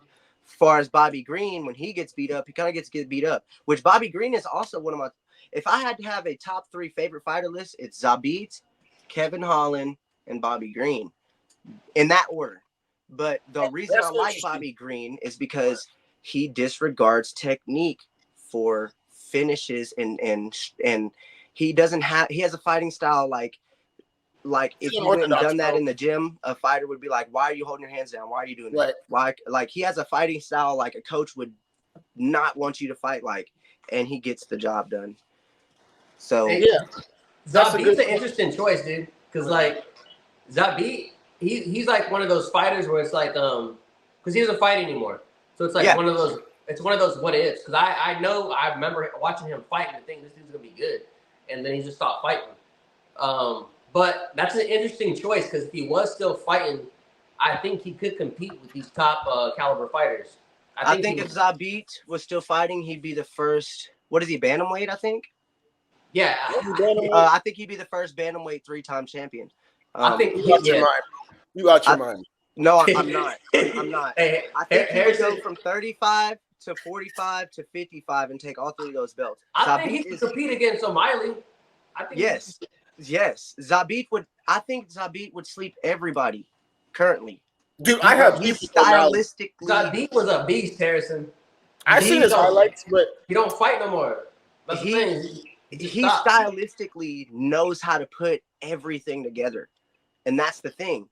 He doesn't know how to punch you. He knows how to set you up, and that's the perfect thing about Zabit. He also had a crazy style that made him unpredictable. And also, in being unpredictable, you're more successful to get people to go to sleep, which he did. And he also would take you down and do exactly what Khabib and Islam would do to you, but better. He was subbing guys quicker. He was subbing guys prettier. He was subbing guys, in such a dominating fashion in my eyes that he was going to be one of the greatest fighters ever to live. Definitely Hall of Fame. Talking about this dude like he was Muhammad Ali, bro. Bro, you have no idea. Harrison, you don't understand. Harrison, you don't understand. You don't get it. You didn't. You're looking at it like because you don't see him compete no more. But like he's one of those fighters. It's like a what if? What if? We don't know. But what we do know is when he was fighting, he could have competed with those top fighters. And at the time he was competing, those top fighters. No, listen to what I'm saying though. At the time he was competing, those top fighters that are top right now were not in the top. Yeah, but here's the thing: if Zabit was still fighting, none of those. Ain't nobody exaggerating. It's facts. Look it up. Those are facts. Did he retire undefeated? Yeah, I don't know what his record is exactly. I think he went on a 5-fight hiatus and then never fought again. What was his reason for jumping out the game? He's a doctor now. He's a doctor. Hey, what are you gonna say, Harrison? He's making more money. He's a doctor now. He probably is. He's making a lot of money. And here's the thing: he was a Dagestanian. I didn't know he was a doctor. That's crazy. He was a Dagestanian. Dude, y'all have some real crazy takes today, bro. Dagestan, Harrison. That just solidifies our theories. Dagestan. Yes, right there. The Dagestan theory is true though. Those dudes can fight. He was a better striker than anybody you've ever seen, bro. I'm telling you, Zabit was, like I said, he'd be a Hall of Famer if he kept fighting. He'd be a Hall of Famer. This is disrespectful to Muhammad Ali, man. This is how you guys are talking about him. Muhammad Ali was a boxer. I know, and his man, but y'all credentials was talking fake. about this dude like he's the greatest thing, like since Smart and Final Chicken, man. What the hell? Well, Whatever. I'm sorry. I think Julio what's Cesar y'all do, man? Chavez. I think Julio Cesar Chavez is the best fighter. I don't think Muhammad Ali is. I think Julio Cesar Chavez is the best fighter in the world. I never saw like his fights. I'm familiar with the name though, right? Boxing wise. Let's talk a boxing fight coming up. Gervonta Davis, Frank Martin. I'm not sure if you know about that fight. Tank Davis. Yeah. Who was he fighting? He's fighting a guy named Frank Martin. But I don't know if you guys have seen Frank Martin fight. I've never even heard of that guy. Okay. Well, how can I phrase this question in? Basically, he's gonna smash him. Who? You say what? Basically, Tank's gonna smash him. No, that's not what's gonna happen. That's definitely what's gonna happen, bro. The dude's a nobody. I've never even heard of this guy. Y'all be sleeping on nobodies. Like I'm sleeping on Zabit. Y'all sleeping on this dude, man. Yeah, you're definitely sleeping on Zabit. I don't know what's wrong with you in that category, but whoever this other DeMarco kid is, he's trash. We're gonna see soon. What are y'all thoughts on Tank Davis? But I'm not. I seen their little interview though. You saw the interview, yeah. I saw their little interview where Tank was talking about his little girlfriend or whatever. I saw their little beef. Now I'm not gonna lie. I have seen that dude's like. I've seen him fight as like on the undercard of like of a boxing fight or something like that. But he was pretty smooth. But I don't think that he's better than Tank. Tank's smaller. Tank's shorter. Tank's gonna be good at getting in, and he's gonna go ahead and give him that 1, 2, little 3 power shot, and Tank's gonna sleep him. Tank's the next Mayweather. Y'all are forgetting. Dude, Tank's a fraud. I think the next Mayweather. Well, I thought it was gonna be freaking a few fighters, but I think the next one's gonna be Boots. The next one's Boots. Really? He's somebody that they don't. And here, I didn't even know who he was till Harrison told me about him. But he's someone that they don't really talk about a lot because fighters are afraid to fight him. And really, yeah, homie, you got to see he's on that level. He's on that level. Like his defense, his name is Adarius. If you have time, look up Boots Ennis. All right, I got you. Look at his highlights, and that's someone my wife's in there on the podcast putting it on a little note right now. Okay. Look up Boots Ennis, and that's one that nobody really knows, but he's under the radar right now to be up there because nobody wants to fight him. Really? They're not gonna tell the media that they don't want to fight this dude. When are you gonna fight again? You said what? Are you gonna fight again, Michael? Are you gonna fight on the card with us? Yeah, Michael. I know you told me I ain't fight on the next man. I might fight again. I don't know yet. If I do, I think I'm looking at a kickboxing belt possibly. Yeah. Yes. I want all stand up. I want all the smoke standing up. So if I do fight, I told Dewan the same thing. I want to. Everybody, bro. I'm telling you, everybody thinks, like I said, that Jaden thinks that I couldn't stand with him. Whoa, nah, bro. Scary, that's not the case. That's not the case. The case was you can ask Caleb Minter. If you message him right now, we were in the back, and I was like, bro, I'm gonna just take him down and ground and pound him for as many rounds as possible because I knew he didn't have no fights. Like he's not going to last on the ground because that's what the most tiring thing you could do. Which I'm not gonna lie, I was tired, bro. He was tough. I was tired. And like I said, a lot of people I heard him in the crowd saying, he don't want to stand with you. He don't want to stand with you. And I kept taking him down because I was like, you know what? I'm not going to let that affect me. I'm just going to stick with our game plan. Keep taking him down. Keep doing what we have to do. And I think that's why I want to fight Maddox. He's such a good striker. I agree. That's a kickboxing bout, right? Yeah, we're standing only. Yeah, and that's why I think when I do fight again, I'm gonna do a kickboxing bout. I think it's a little different. For example, in a kickboxing bout, I can drop somebody. They're gonna stop you. They're gonna make you question if you want to continue. They're gonna count down. They're gonna hold your hands. All right, start again. And you can do that over and over again. Yeah. And over again, they're gonna have to decide: do they really want to continue fighting? Yeah. Unlike MMA, you can kind of crawl up into a ball and kind of give up without it really being. Yeah, that's true. That's my biggest fear in taking a fight. You can kind of give up without it being like, you went out like a on your shield. You know what I mean? Now you gave up. It don't look like it, but you gave up. Dude, my That's biggest why, like, I'm really intrigued with the kickboxing bout because really it tests their heart. Do you want to go again? Fight the dude you fought. I was supposed to fight Christian. I saw that. What happened with that? He pulled out something about a knee injury or some type of injuries. Some injury happened, and that's who I was supposed to defend my belt against and stuff. Like, and then after that, I was supposed to fight the Johnny dude, and I ended up breaking my ribs. That was crazy. And yeah, I think it'd be cool to see you guys run that back, you know. And a lot of people say that. Dude, that's my biggest. I want to see. I just seen him like I think not last. Yeah, I think it was last week in Oklahoma. He actually had his first pro fight. He turned pro on short notice against a fighter. And, he turned pro. Oh, yeah. Ducking all the smoke. He still lost though. I think. Hey, I ain't got no problem with him though. Like I'm cool with him. Nah, he ducking all the smoke. I've shared the ring with him, so I know how tough he is. So I ain't got no problems with that dude. Yeah, he's pretty stout, I guess. I don't know. He's like I say, whatever. I understand that because you're supposed to fight him, so you also feel some type of way too. So I can. No, I don't feel no type of way. I feel like I said, he's running. That's all right. You know, you take a little short notice fight for a quick little $500. He probably needed it. He probably had some bills to do. You know, he was probably hungry. Water was off. Something I don't know, but I don't know. But he wasn't ready to make that leap. And you go ahead and make that leap if your rent was due. But I see that being the only issue. He might have needed some clothes, or his shoes was talking, needed a new pair of shoes or something. But he took that fight on short notice and got a quick little 500 and went home, didn't he? I seen him get, like I said, only seen 3 pictures they posted of his fight, so I guess it didn't last too long. Yo, I have a question. Hold on, let me say something real quick though, because the guy who fought, I thought he was hold on, my dog's tripping out. Calm down.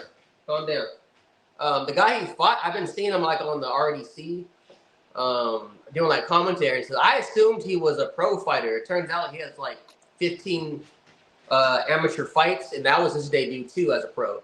Really?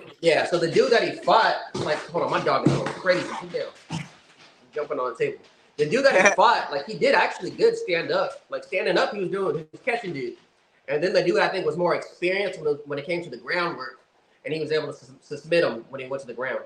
So the fight went pretty good. Christian got him standing up, and then the dude took him down, and then he ended up getting submitted. But so that to you is pretty good. I said he did pretty good against the dude. How, bro? How? To me, that's not pretty good. To me, it's pretty good. You make it to the, like, okay, to me, you're taking a short notice pro fight. Pretty good is, hey, we made it to the bell. The decision where I'd rather get my ass beat until the judges come, until I don't want nobody coming up to me in round 1 saying, oh, you did good, bud. You did good, bud. I don't want that. I don't want that type of omens from people, because those are the same people that your next fight ain't going to be there. I can give you that, because I can give you that. That same support might not be there the next fight.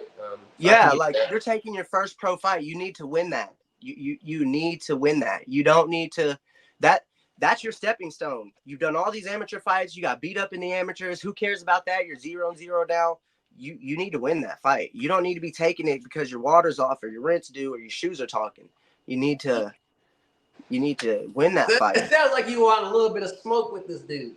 Nah, I'm just saying, and like, I just try to put things in a real perspective for people, because I feel like people don't ever talk about the real side of fighting. And that's the reality. Some of these fighters are taking these fights because their rent is due, or they don't have shoes, or they don't have clothes. And someone like, hey, will you take a fight on a week's notice against this guy and turn pro? We'll pay you this amount. Like, I want to know what the contract said. Was it a 1 fight? Was it a 5 fight? Like, did you sign with them, or like, was this strictly because if it was 1 fight, you know what it was for. It was for the check, bro. And that's just how it is. And maybe he needed that. And I'm not taking that away from him. But at the same time, if you're gonna turn pro, You don't need those type of blemishes on your record at that point. Your first fight, no. You won 3, you maybe lost 1, and this next fight, you're like, okay, I need a little rent money, and you go out there and fight and lose. That's different. It's not like, your first fight, you go out there on a week's notice and you fight somebody. That's not smart, I'm not saying he did it for those reasons. I'm saying those could have been the reasons, or who will ever know. Those are stigmas I've made up in my head as to why he may have took that fight. Only smoke I want with is I want to fight Jaden for personal reasons. For one, he called me the ass clown samurai. I'll never be that. I'm sorry to laugh, but that's crazy.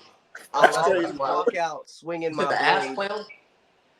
Yeah, because I'm the Afro samurai, and I don't think that he took too kindly. A lot of people, if you watch the walkout video, it's like people who like me on this side, people who didn't like me on this side. So I'm walking down the thing, and I can hear his brothers or cousins or whoever they was. That's our belt. We're going home with that belt. Walked right up to him as I'm walking out with my gloves on, and I flicked them off, said, fuck you. And I was dabbing everybody else up on the left side.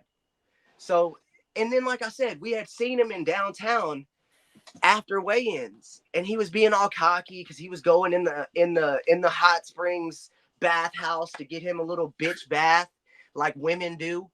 And I was like, okay, let's walk in that direction. Let's go that way. And when I seen him, his brothers were basically trying to con him into like smack talking with me, and he's trying to walk away like, oh, I don't want to do this type situation. And you know me, my manager knows me. I'm a troll, bro. I'm a troll. Like, I like saying things that piss people off. So I definitely was like, let's go take a bath with this nigga right now. Let's walk in the same bathhouse he's gonna be in, pay for it, and go sit in the same bathhouse. And then my wife and them were like, no, whatever. So we didn't go in the bathhouse, and I didn't see him again. But I seen him in downtown, and it was like I said, they were so beefed up with me for whatever reason. Like I said, they were being unprofessional because, for one, you miss weight. I accepted the fight. For two, yeah, at weigh-ins, that's my thing. At weigh-ins, I want to get in real close. I want to smell your pussy, and I want to see if we're going to have a good fight. So that's what I did. And I think he took offense to that because at first, Dewan's like, not letting us get close or whatever. And I'm like, let me just get a little bit closer. Let me just get a little bit closer because I want to smell his fear because I felt like he was maybe scared of me.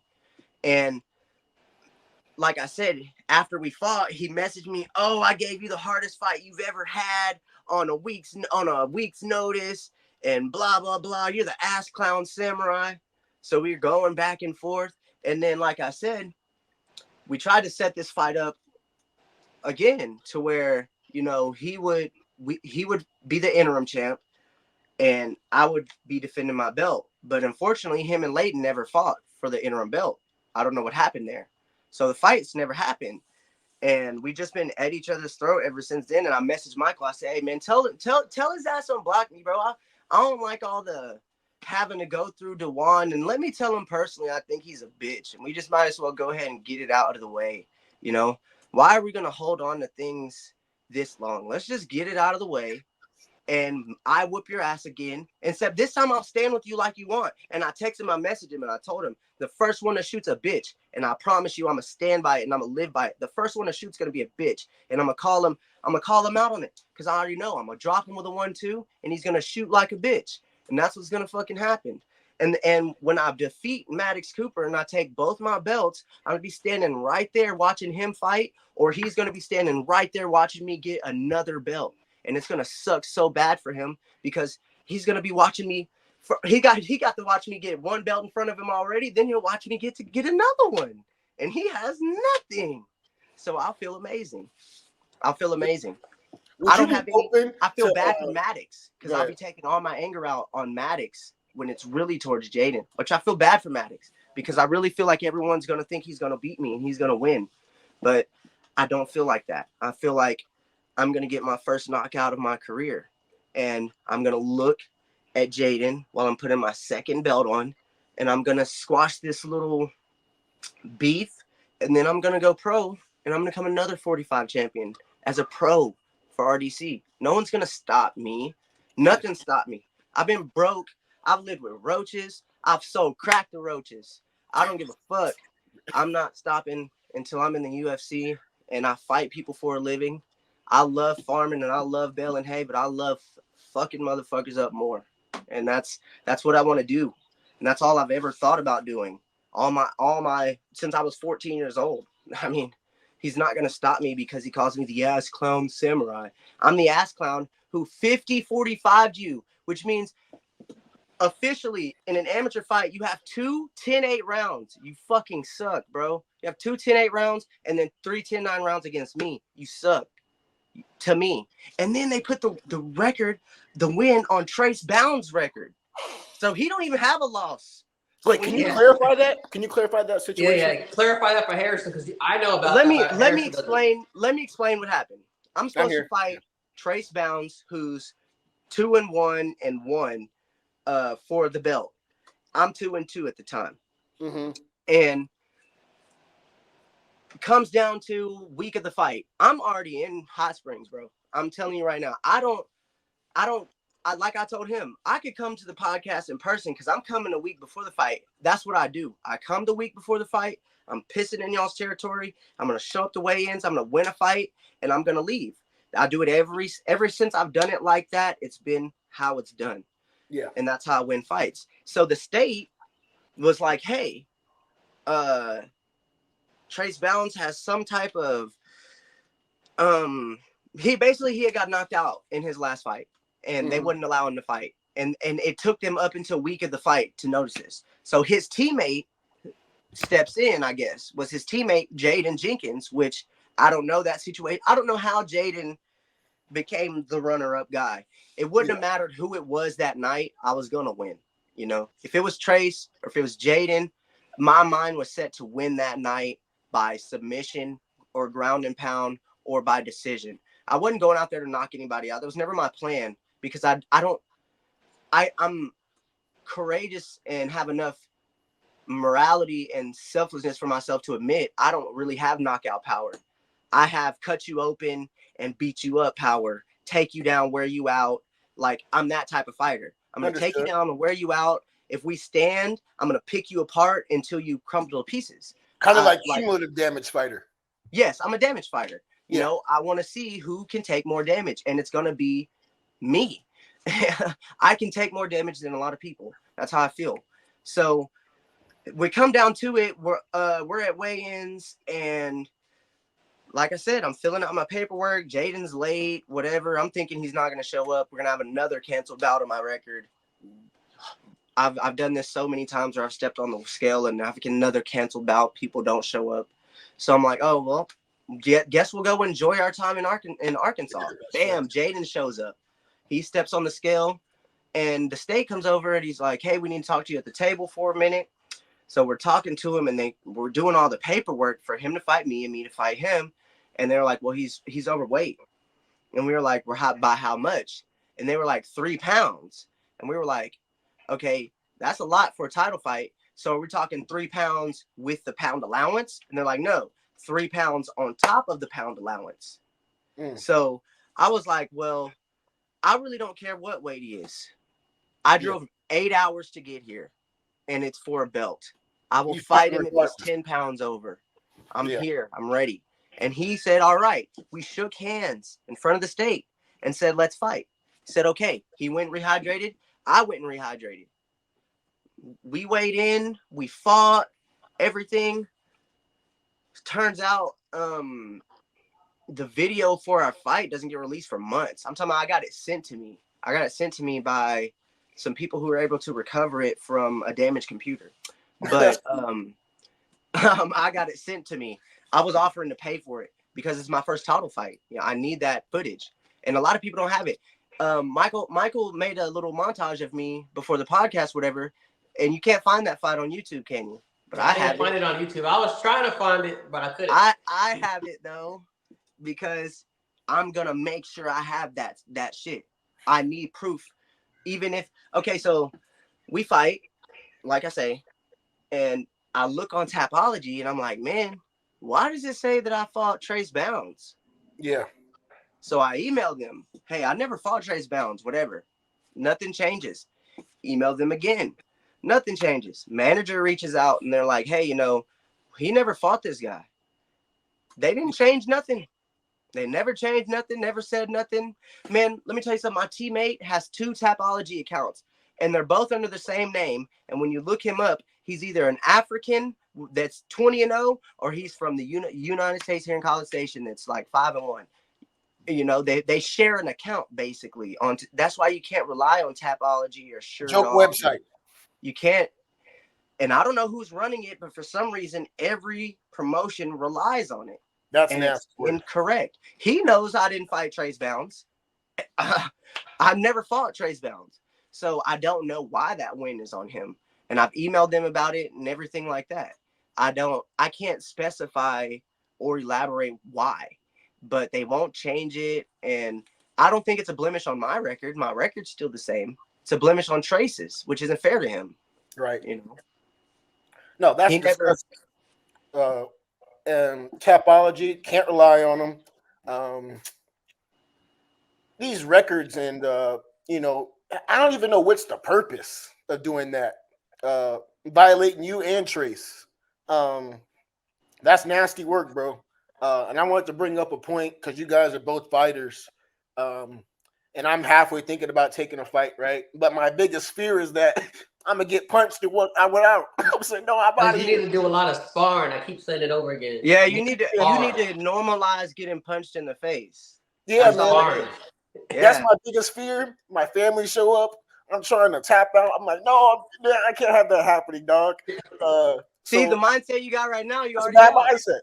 The mindset you got right now, you already lost, bro. You already lost that mindset. You already start thinking about ways of giving up. That's my point, man. So that's why I'm like, do you really want to fight, or do you, at least develop a skill though? But taking a fight, I know, is much different than getting in the gym. You guys know that better than me, obviously.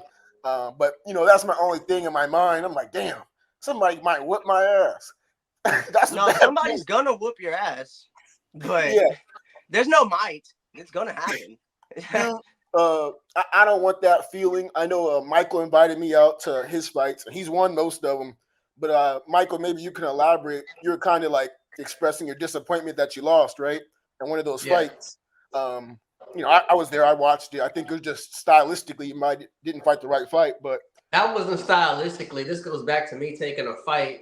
Oh, yeah, that was on short notice. On short notice. Yeah. And I wasn't training. Those be the ones to get you. The short notice fights be the ones to get you, man. I cut 30 pounds, but I can't complain because I accepted that fight and I lost. Right. He didn't whoop me. He laid on top of me for 5 rounds straight, and that's he was just laying and praying, bro. But I mean, he had the perfect game plan. He did what he had to do. He won, so I can't complain because I accepted that fight on short notice, cut 30 pounds in a very short amount of time, and that's what the result was. What, you fight at 45? And it'll never happen again.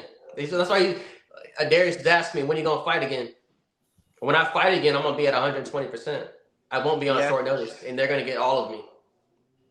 Yeah, see, I like that.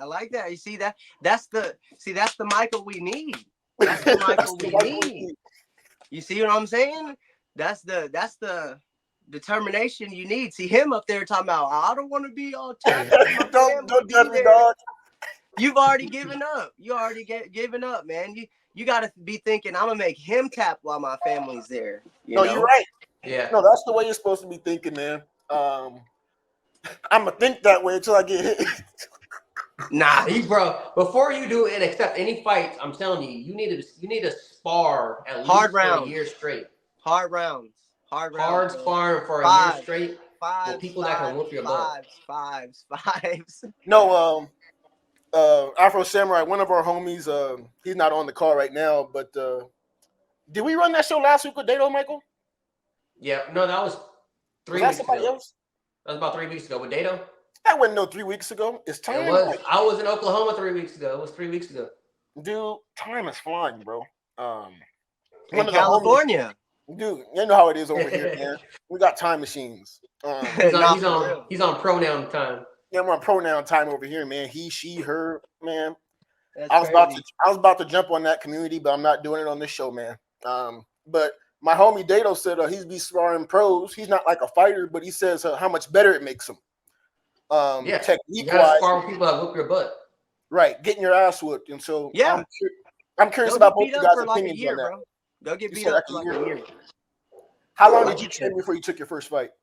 Oh man, let me tell you something. I took my first fight when I was a dummy. So Yeah.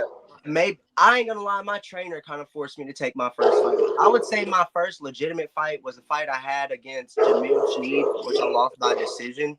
But I would say I trained for maybe 3 years, 2 Oh wow. years, somewhere in there. Well, it's because, like I said, my first fight I was forced to do, so I didn't feel like it was my first fight. And then I went off and done all this training at all these different places and all these different people, and I met all these different people, and I done smokers here, smokers there, and then eventually I landed here in College Station with Wendy Sports and Fitness, and they're legitimate people, and they put me on the right track to taking legitimate fights.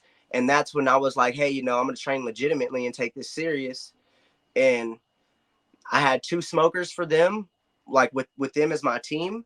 Yeah. And then I had an amateur MMA fight, which I felt like was kind of like my first real fight. But Yeah. I had 2 smokers in between taking a state sanctioned fight. So, even if you take a smoker fight, you need to treat it like a real fight. Gotcha. You, And when you're saying a smoker fight, are you saying what exactly do you mean by that?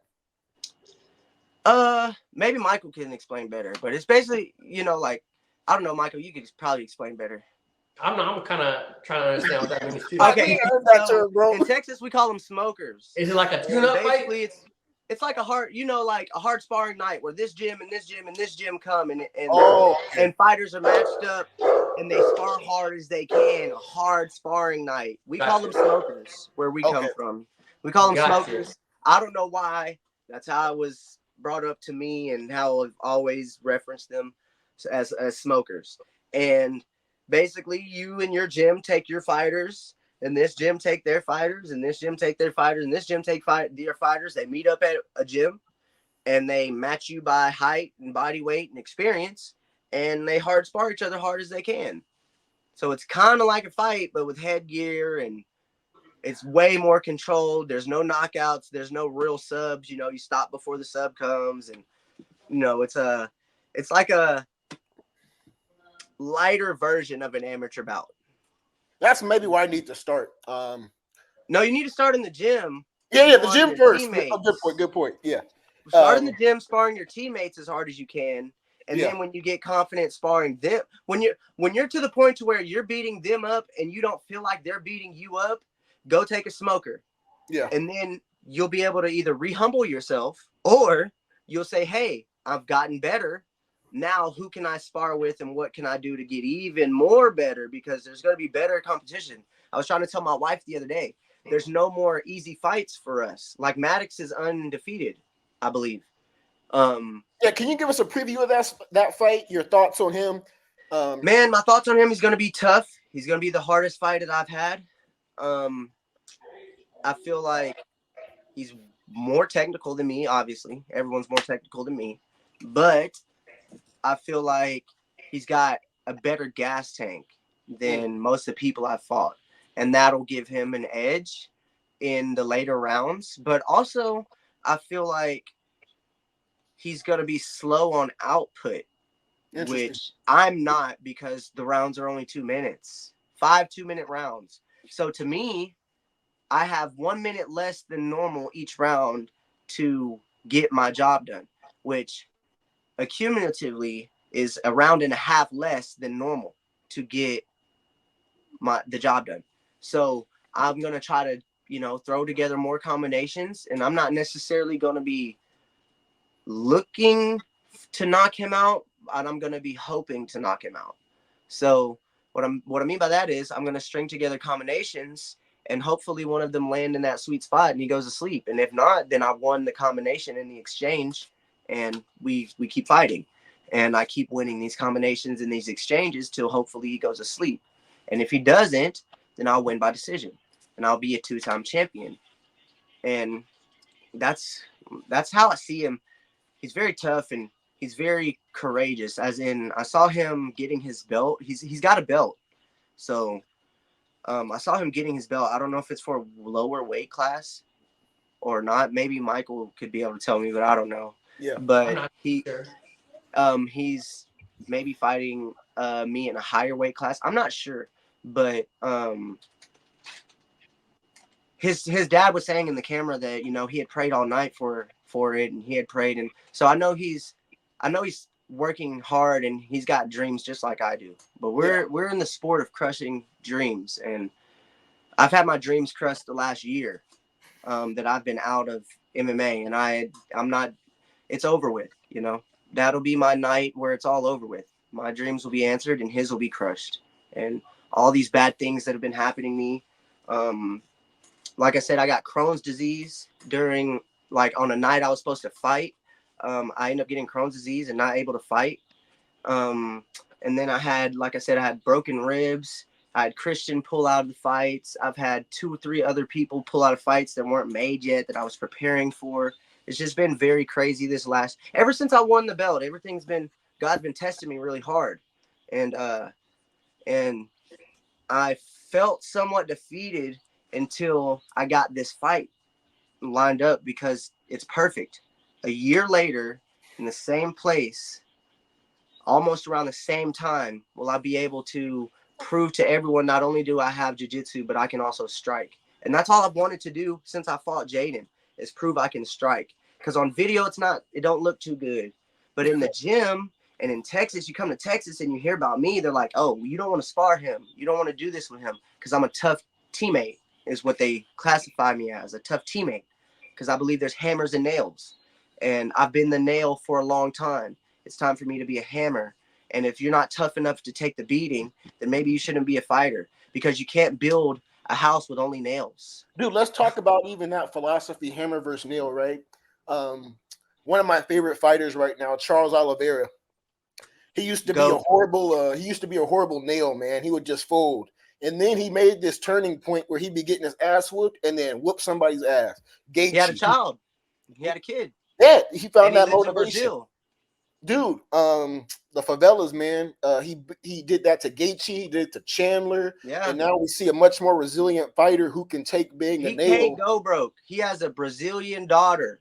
She is successful to crime, the R word, and all these other things if they go back broke. So he's really fighting for another different reason, I feel like. That's a good point. And it's like, what's the reason you fight? And, you know, I think you said you had a daughter or son.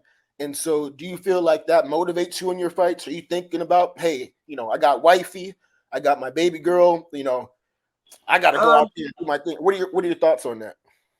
Well, I kind of try not to let my son be too much involved in the MMA scene, because I don't want him to think that this is all I know or this is all I've done. And I don't want him to think that this is how I make money either, because this is not a guarantee thing. And farming is, and going to work and stuff like that. So like my son came to my first title fight. Before that, he seldomly comes to fights. 1, because no one wants kids around when there's that much to deal with.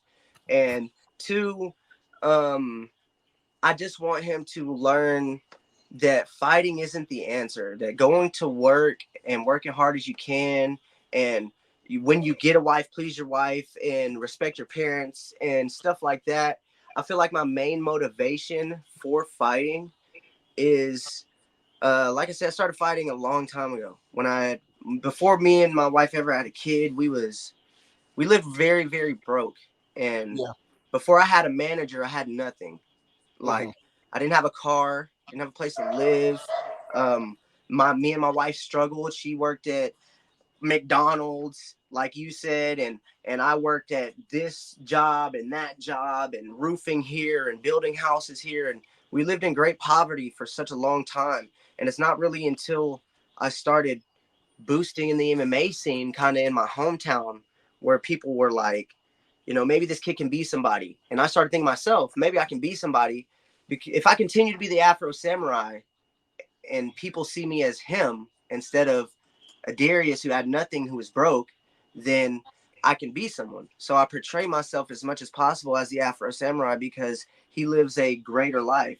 Like, I don't have to struggle to drive now because I have a I have a Ford F-250 Super Duty. My wife has her own car, and I have this camper. I bought it for $22,000. I own it.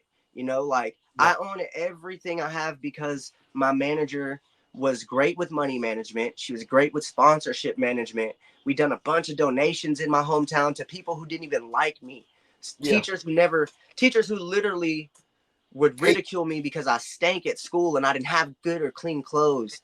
And then I had like, you know, people telling me, hey, you know, can you buy my kids Christmas presents? So we would go and play Santa and we would buy people's kids Christmas presents, and we would tell our son that he's not getting nothing for Christmas, that his Christmas present is giving other people presents. So around Christmas, my son don't really ask for nothing. He asks, what can we get my Aunt Moo? What can we get my grandpa? He has a different mindset when it comes to doing things for people. And then, like I said, all these things happen when, you know, all these fights got canceled. I broke my rib and I got sick, and these people just started shutting all these doors on me. Boom, boom, boom. And I started to sit back and look what I had versus, you know, what I had versus what I had. And I think back and look, like I really had nothing. So at this point, I don't care that none of these people follow me because I'm not donating them money anymore, or I'm not giving, like right now when we're done with this, I'm gonna give away 5 free tickets to my title fight. They're gonna have the tickets, they're not gonna come. I know this, but it's the fact that I've done it which brings people around my name that I'm doing something other than something that's for myself. So I really feel like fighting is for me to just stay out of poverty and eventually have a generational wealth where my family is known as people who helped people, not people who took and took everything from everybody and saved all of them for themselves. I just want to be selfless and use MMA to be selfless. And like I said, I want to add belts to my gym. I want to be a 2-time champion like everyone else there. I want to be in the UFC just like, you know, one of my friends, Donovan Beard, who got to be on Dana White's Contender Series. I want to do all those things like all the other people. And I think that's what pushes me to fight, is that in knowing I can do those things, I will get out of poverty and I won't be broke anymore. And I won't be, you know, asking my brother or my sister to borrow $10, $20, or asking the boss if I can work extra hours so I have a bigger check because I have bills due. I won't have to worry about any of those things. And I would have been already done everything I can for everybody so I can save all the good money for myself.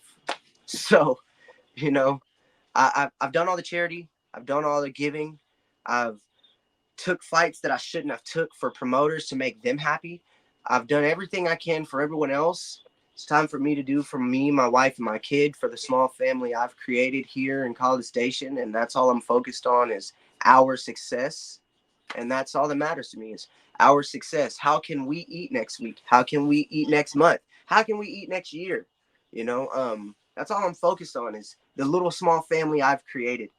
You know, my parents don't come to my fights. My uncles don't come to my fights. My aunts don't come. Michael knows, and I said it on the mic. Nobody's here but my wife, my manager, and my kid. And that's usually all it is. So that's who I fight for. That's the only people I care about anymore. Everyone else didn't appreciate anything. So I started fighting for me. That's my means for my small family. So thanks for asking. No, and you couldn't written a better answer. And I thought you were very, very authentic and genuine. And you know, you've been selfless, but it's okay to look out for yourself and your family, right? Yeah. Exactly. I think that's kind of the point you were making. And no, that was a great answer. And Michael, if you want to answer, you know, Michael, about your motivation for fighting, and I don't want to Yeah, take I want to know Michael's motivation, because he seems like he lives a pretty good life. Yeah, Michael, go ahead, man. My motivation? I don't know. I think I'm with you. I think sometimes I think demons play a little part of it. Where I feel like I got to go to a certain place where that is a crazy answer. I've hit and I just got to compete again. I'm not very vocal on my personal life, but I guess we can go. We can talk a little bit how I got started. So in school, I used to get Go ahead. bullied. Shoot it off. In school, I used to get bullied and beat up a lot. So that's how I got involved in martial arts. But if there's like, I don't have to fight to support my family or nothing like that. It's not that deep. Yeah. I think it's more of like something in here that I haven't resolved. So then every now and then I need to tap in and have a physical altercation with somebody to feel at ease. Yo, that's freaky as fuck, bro. That's freaky as fuck. No lie. That's crazy.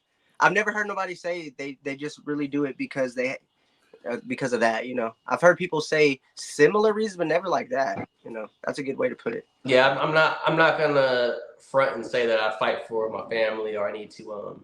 Yeah. My family's been straight up. You don't got to do this. I do it because there's something in me that needs to do it to resolve something up here. And every now and then I get that urge again, and that's why I do it. No, that's crazy cool. Afro Samurai, man, we don't want to take up your whole time. We've been on here for like 2 hours, bro. Not even me and Michael's regular shows go this long, but we've had so much to talk about, man. And you've been a great guest. Thank you for being on here. You're personable, man. You just been giving us great commentary on everything fighting, man. We appreciate it. Me and Michael wish you luck against Maddox. Oh yeah. Yeah, volume is gonna help, man. I guess especially against a non-volume output fighter. So we wish you luck. We ain't gonna be strangers either. We're gonna be back. Yeah, the plan is that your fight goes good. You guys are awesome, man. Like I say, you guys are super awesome. First podcast ever. Shout out to my team. Shout out to Michael himself for having me. Shout out to you. Shout out to everyone who is involved in this whole thing. You guys are super awesome. And shout out to RDC for giving me this title fight, this title match. After all the complications with my health, they were one of the only promoters to truthfully understand what was going on with me and actually genuinely care that I was having some life-threatening health issues, and that, you know, we're back. And thank you guys so much. You guys are never taking up my time. You guys are doing nothing but blessing my time. So thank you guys. Hey, man. Appreciate you and your transparency, man. Yeah, man. Yeah, anytime. Especially that. And, you know, we're going to do our thing to promote the fight. We're going to repost this. The clips. We got to get that other scrap with I think it's Jaden. We got to get that done. Hopefully you go in there, handle your business. Jaden goes in there, handles his business. And then we can bring you both on the podcast and promote this next fight. So that's the goal. You know, if DeWand is smart, he bring us both in the ring. I think it might happen if you guys go out there and handle business.